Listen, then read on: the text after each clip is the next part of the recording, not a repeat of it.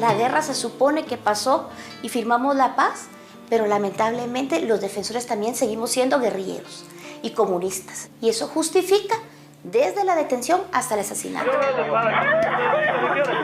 está. Háganme el favor,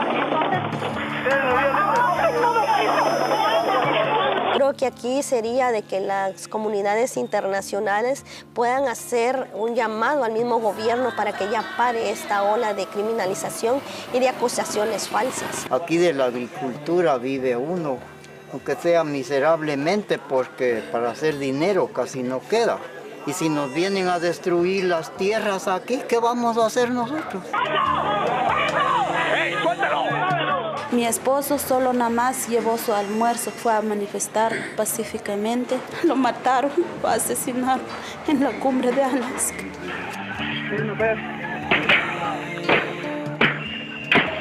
Y señalo a un militar, ¿cómo me van a creer? Pero si un militar me va a señalar a mí, a él sí le va a creer porque él tiene todo el apoyo desde arriba. Pasamos toda la decisión del gobierno a espaldas del pueblo, sin antes haber tomado en cuenta la propuesta de las comunidades en resistencia.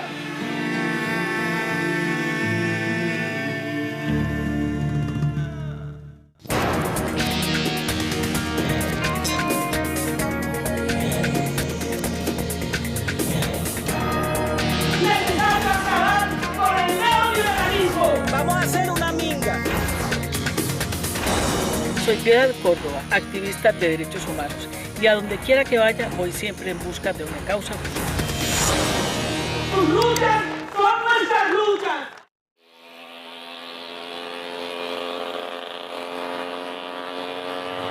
Estamos aquí en el municipio de La Puya, departamento de Guatemala, donde se llevan a cabo varios proyectos de extracción minera. Es bien sabido que la estrategia de macartización, de señalamiento delincuencial de la protesta social es el argumento que utilizan los poderosos, que además se arrodillan, se ponen, se colocan al favor y al servicio de las grandes empresas locales y de empresarios de las multinacionales, que tienen además en su haber medios de comunicación poderosísimos contra hombres y mujeres que están resistiendo en defensa de la vida. Buscan que ese modelo productivo, exportador, extractivo, se pueda consolidar y de esa manera acallar la protesta social de estos hombres y de estas mujeres que aquí en Guatemala y en muchos lugares de América Latina están defendiendo la vida, sus recursos naturales y el medio ambiente, es decir, la tierra.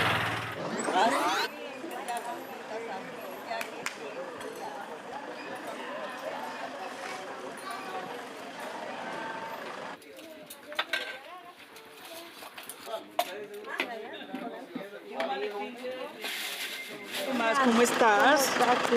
Muy bien, ¿y tú? Qué bonita. Gracias, igual. Bienvenida. La resistencia es la comunidad, la gente, esa valentía que se necesita para poder estar aquí, porque no es fácil, es desgastante y lo que las mantiene es la fe y la convicción de lucha. Aquí la gente que ustedes ven es la gente que ha mantenido esta resistencia por año y medio ya. Vienen hijos, padres y madres a hacer sus turnos. ¿Qué es lo que esta empresa quiere hacer aquí? Supuestamente extraer metales como ver oro, plata, cobre, pienso yo tal vez. Son los estudios que ellos han hecho y eso es lo que ellos quieren hacer. ¿Y les consultaron a ustedes o no les consultaron? No, nada. Cuénteme, compañero, ¿les consultaron en alguna? Pues ellos cuando vinieron a hacer los primeros estudios, ellos decían que andaban viendo si en los terrenos había algún mineral. Pero en una oportunidad me dijo el que andaba trabajando con ellos que si habría oro en esta región, que estas comunidades tendrían que desaparecer. Yo la vez pasada tenía cerca de donde perforaron unos pozos que tienen ahí y fíjese que se hizo una presa y cuando se rompió para abajo yo sentí favorecer, ¿va? Y entonces de ahí saqué agua para fumigar yo mi frijolito. ¿Qué hice? Me botó la flor, porque son aguas contaminadas, eso es lo que deja eso, fíjese. Ajá, y ahí es donde uno pierde y tiene temor que se esterilicen las tierras y que ya no comamos. Y ellos tranquilos llevándose todo. El movimiento de tierra que a nosotros nos preocupa mucho porque abajo hay comunidades donde ese movimiento de tierra en tiempos de invierno, el mayor temor es que deje desaparecidas a esas comunidades. Pero en este momento ellos están moviendo tierra. Ahorita no, desde que nosotros estamos aquí desde hace año y medio está parada el proceso. Sí hay maquinaria ahí adentro, pero no pueden ingresar. Allá se alcanzan a ver unos hombres, ¿sí? Sí, son la seguridad que mantiene ahí la empresa para impedir que la gente pase. Sí, en algunas ocasiones dispararon de allá para acá para intimidar cuando recién empezábamos, pero denunciamos eso también, entonces ya. ¿Pararon? Sí, porque supimos que el dueño de la empresa esta de seguridad es un exmilitar también.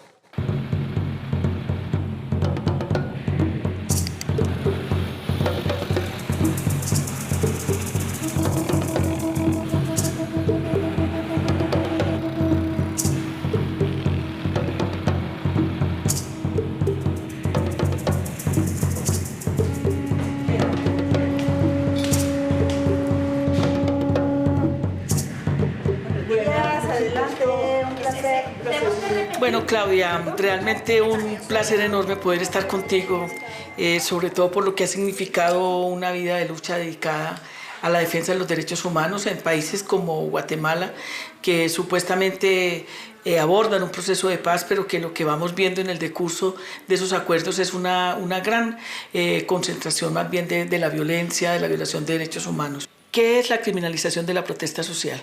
Es cuando se usa la ley tergiversándola para atacar y entonces se justifica que una manifestación comete delito y por lo tanto hay que reprimirla. Es cuando se amenaza con cambiar la ley o la estigmatización, que muchas veces está antes de que ocurran este tipo de cosas, donde empiezan a decir, es que los campesinos nada quieren, están siendo manipulados. ¿Quiénes están detrás de toda esta criminalización de la protesta, de considerar que quienes protestan legítima y pacíficamente frente a un statu quo establecido son delincuentes o son terroristas o son guerrilleros? Los mismos de siempre, las oligarquías. En países donde hay alta concentración de la riqueza, lo que ocurre es que hay grandes capitales, hoy capitales nacionales vinculados a capitales transnacionales, que deciden cuál es el modelo de desarrollo, que deciden cuál es el modelo de democracia y generar las condiciones para meter preso particularmente a los defensores que están en contra de la destrucción de nuestro ambiente. Se les llama guerrilleros y eso justifica desde la detención hasta el asesinato.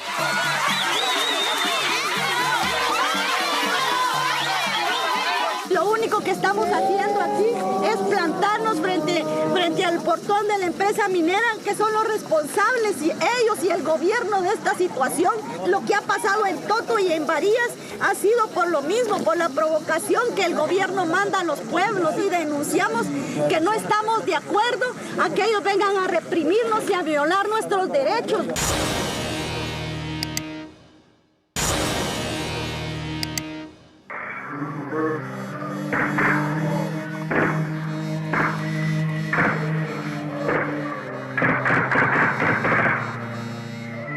Pero la lucha de ustedes ha sido una resistencia pacífica y uno mira esto y ve la fuerza desmedida. O sea, en este cartel que está aquí se ve a ustedes, a las mujeres en primer plano, a ti hablándole a la comunidad. Se ve una desproporción de la fuerza pública. Vinieron con cantidades impresionantes de policías donde nos obstaculizaron todos los accesos a este punto. Entonces, para nosotros era impresionante el despliegue que hizo el gobierno de tanta seguridad pública. ¿Cómo miran ustedes esos señalamientos, esa criminalización, el hacerlos ver ante la opinión de los demás como que fueran delincuentes? Ellos tienen todo el poder de hacerlo porque, como le digo, tienen apoyo de gobierno, de autoridades. Buscaron a líderes así, exalcaldes de las comunidades, a los propios alcaldes. O sea que es una corrupción que viene de mucho tiempo, donde siempre ellos quieren tener al pueblo bajo el pie, porque nosotros para el gobierno actualmente, ahorita, esta gente que vemos aquí, para ellos somos un estorbo, como una piedra en el zapato. Claudia, ¿qué formas de criminalización de la protesta se dan aquí en Guatemala? Mira, aquí tenemos particularmente la utilización judicial. Efectivamente se reprime la protesta, la manifestación, pero también como eso se cae de su peso, porque tú metes a alguien por terrorismo, por haber estado en una calle, es complicado, han empezado a cambiar los delitos. Entonces a Yoli Oquelí la tienen acusada por calumnia, cuando si yo quiero acusar a los que me acusan a mí de ser guerrillera comunista y conspiradora, de calumnia, no, ¿cómo va a ser eso? La libertad de expresión. ¿Qué siente la comunidad? ¿Qué sientes tú? Que el gobierno está manejado por el sector empresarial y aquí se hace únicamente lo que los empresarios dicen. 1821.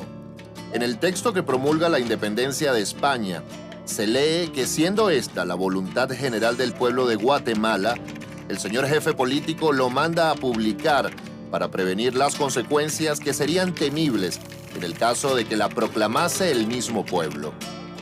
Con este alto grado de exclusión de las mayorías, nace la República en Guatemala, 1898-1920. La dictadura de Manuel Estrada Cabrera reprime a sangre y fuego toda oposición. Dicta leyes que garantizan el trabajo forzoso en las haciendas. 1927. Pobladores chajulenses rechazan la tentativa de los terratenientes de venderles sus propias tierras. Son asesinados 3 campesinos ixiles, 1 a manos del ejército y 2 a manos del finquero Lisandro Gordillo, quien es secretario municipal de Chajul y cuenta con el apoyo de las fuerzas de seguridad. 1934. Durante el gobierno de Jorge Ubico se emite el decreto contra la vagancia que obliga a los indígenas a realizar trabajos forzados y los convierte en criminales de rehusarse. 1936. Las comunidades mayas ixiles se levantan contra la imposición del trabajo forzado, escribe un cronista ixil. Cuando capturaron a nuestros 7 principales, los encarcelaron. Cuando eran las 10 de la mañana, el 22 de junio, 1 a 1, los sacaron de la cárcel y delante de toda la gente los fusilaron. 1944-1954. Guatemala vive un periodo de garantías constitucionales y reivindicaciones sociales bajo los gobiernos de Juan José Arévalo y Jacobo Arbenz. La Constitución de 1945 proscribe el trabajo obligatorio de los indígenas en las fincas, se lleva a cabo una reforma agraria y otras medidas que benefician a las mayorías. 1954. Con la colaboración de la CIA se lleva a cabo un golpe de Estado que deroga la Constitución de 1945. 1960-1996. La violación de los derechos humanos es utilizada por el Estado como estrategia de control social. Se estima en 200.000 las víctimas del conflicto armado guatemalteco. 2012. El gobierno del general retirado Otto Pérez Molina sale en defensa de la empresa transnacional Energuate, de capitales británicos, y reprime una pacífica movilización indígena que protesta contra las tarifas. Mata a 6 indígenas, hiere a otros 41. Es la primera masacre consumada por el ejército contra población civil desarmada desde la firma de la paz en 1996.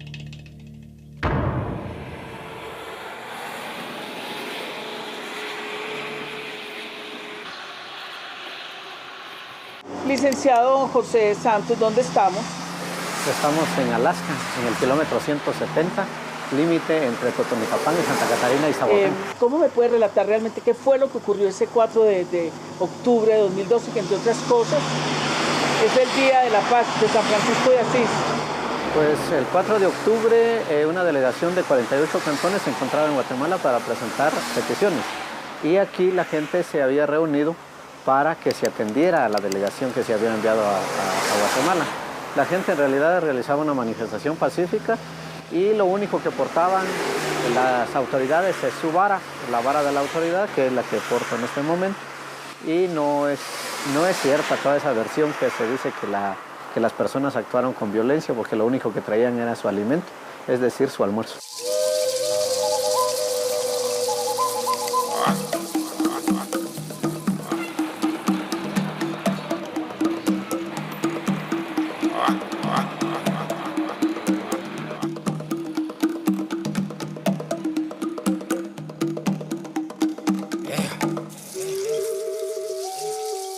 ¿Cómo recibió usted, siendo ya ministro, ya posesionado después de la elección del presidente, la masacre del 4 de octubre del año pasado?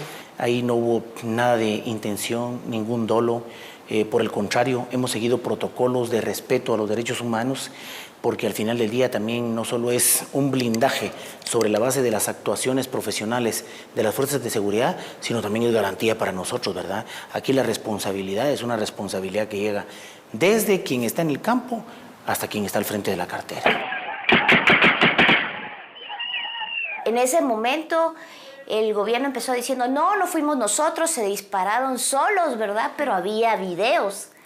Y al final tuvieron que aceptar la responsabilidad. Fueron 6 muertos, 2 personas desaparecidas que aparecieron muertos, uno muy inmediato y otro a los varios días.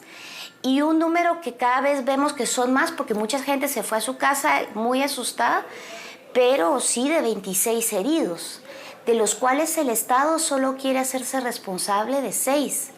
Y como sociedad civil y desde la solidaridad se le ha tenido que dar atención médica. Hay gente que perdió el uso de las piernas y que ya no va a poder trabajar en el campo. Y estamos hablando de gente de campo que vive de su trabajo, de sus piernas y de sus manos.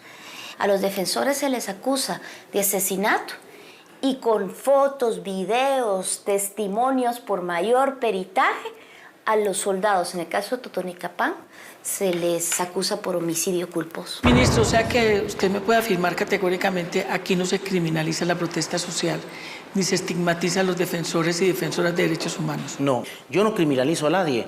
Yo creo que cada persona se criminaliza a sí mismo si con sus actuaciones encaja en lo que tipifica un código penal, ¿verdad?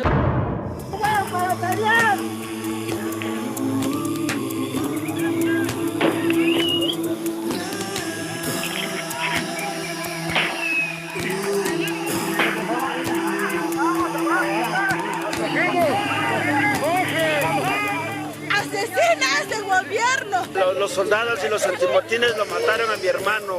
Ellos nos atacaron así traccionalmente. Nosotros estamos así pacíficamente y cuando ellos de repente llegaron a atacarnos y los soldados dispararon de una vez así.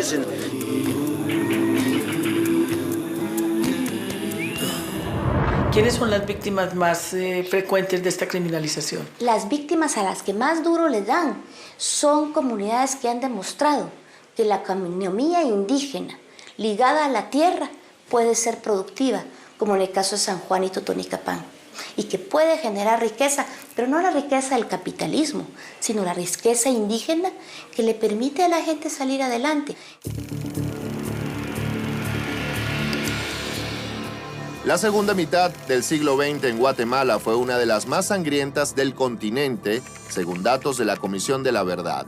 El conflicto dejó además de 200.000 muertos, 50.000 desaparecidos, 1 millón de personas desplazadas, 200.000 huérfanos y 40.000 viudas. Repasemos. 1967. El gobierno de Julio César Méndez Montenegro restablece el decreto 2795, promulgado por el exdictador Jorge Ubico, que dice que estarán exentos de responsabilidad criminal los propietarios de fincas. Se otorga a los terratenientes permiso para matar. 1974. El presidente Kel Laugerot aplica las técnicas que el Pentágono ensayó en Vietnam. Guatemala es el primer laboratorio latinoamericano de la guerra sucia. En los pueblos se ven puertas marcadas por cruces de alquitrán y en los caminos hay cabezas clavadas en picas para advertir. 1978. Hombres y mujeres con niños protestan en la plaza de Panzós, Alta Verapaz. Reclaman sus tierras y denuncian agresiones de los terratenientes. El ejército ametralla a los manifestantes. Hay 53 muertos y 47 heridos. El presidente criminaliza a vivos y muertos. Declara que el ejército actúa en legítima defensa ante un plan de subversión patrocinado por Fidel Castro. 1980. Como mecanismo de control, la tarjeta militar sustituye a la cédula de vecindad como documento de identificación. Quien no la posee es sospechoso de insurgencia y es preso o asesinado. 1979-1985. Los gobiernos de los generales Romeo Lucas García Ríos Montt y Humberto Mejía implementan la táctica de tierra arrasada. Aniquilan no solo al enemigo armado, sino a las organizaciones sociales y se ensañan contra la población maya. 1996. Se producen los acuerdos de paz entre el Estado, ejército y la guerrilla. Tras la paz, se abren las puertas del país a la profundización del modelo neoliberal. 2005. Se firma el Tratado de Libre Comercio. Los líderes de las comunidades denuncian que este tratado pasa por encima de los compromisos adquiridos por los convenios de paz. 2014. El gobierno del general Otto Pérez Molina se caracteriza por dar continuidad a la expansión de las multinacionales. Las comunidades campesinas e indígenas mantienen un estado de resistencia pacífica. El gobierno interpreta esto como acciones desestabilizadoras de la paz social y se incrementan las judicializaciones y agresiones a líderes populares. El pueblo, en tanto, sigue llorando a sus víctimas.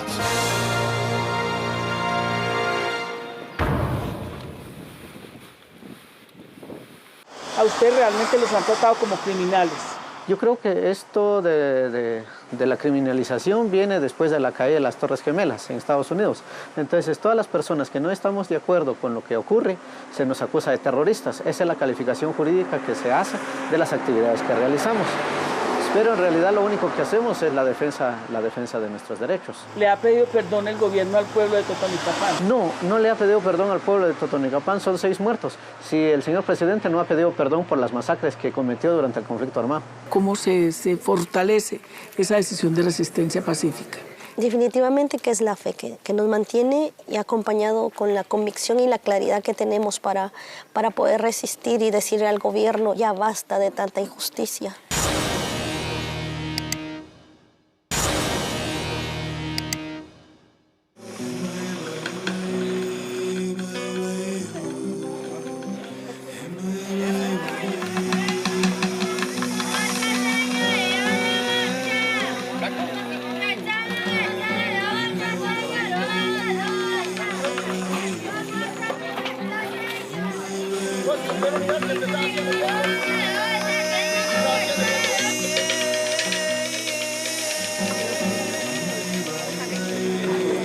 Bueno, muy buenos días a todos y a todas. Vinimos a presenciar un hecho que nos parece muy doloroso y es la entrega de las lápidas a las mujeres y a las familias de quienes fueron asesinados el 4 de octubre del año pasado. Mi esposo se fue a manifestar pacíficamente el 4 de octubre, se fue como a las 6:30 de la mañana. Yo preparé su almuerzo y su desayuno. El motivo, la manifestación es del 5 años de magisterio y la energía eléctrica, porque somos pobres, ya no podemos dar el estudio a nuestros hijos, ya no podemos pagar la luz. Mi esposo es un triste campesino, no es un marero. ¿Cómo es posible? Lo mataron, lo asesinaron. ¿Por qué lo hizo el ejército? Porque somos pobres indígenas.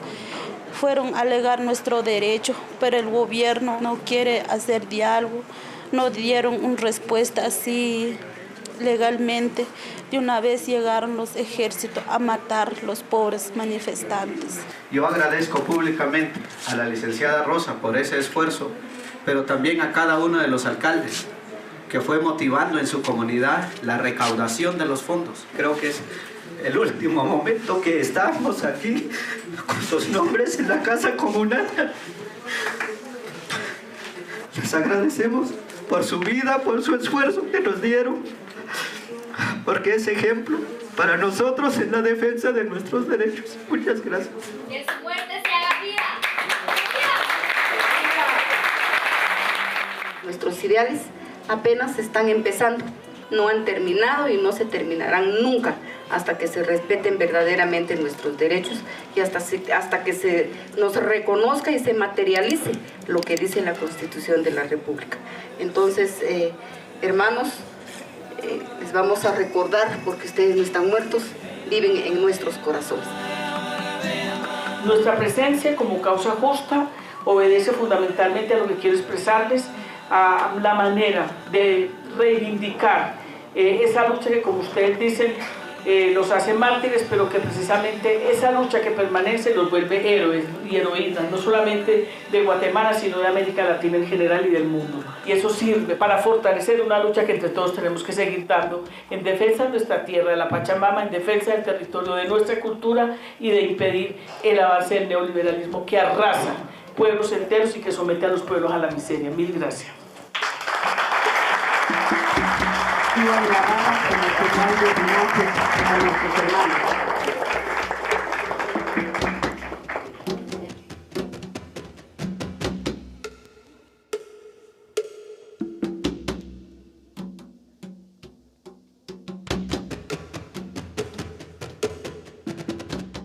Bueno, Yolanda, ¿qué es lo que te da la fuerza para esta lucha tan importante? Principalmente es la fe que tengo, que no estoy sola, que Dios está conmigo. Y estas dos bellezas que me acompañan, que son mis hijos. Son mi motor, son mi aliento, mi fuerza. Cuando en los momentos tristes y me siento frustrada por tanto que nos ha tocado pasar, ellos son mi fuerza. ¿Qué Guatemala quisieran tener? ¿Qué Guatemala del futuro para todos estos niños? Una Guatemala donde de verdad haya paz. Para nosotros, todos los pueblos en lucha, queremos ver una Guatemala libre de minería.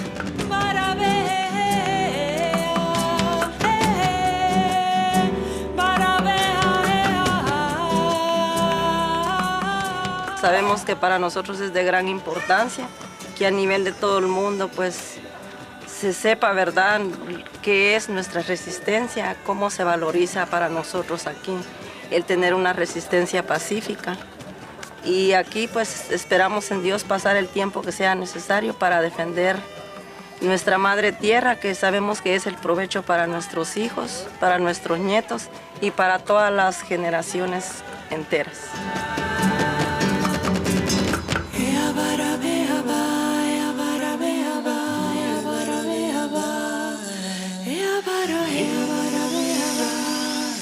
Ah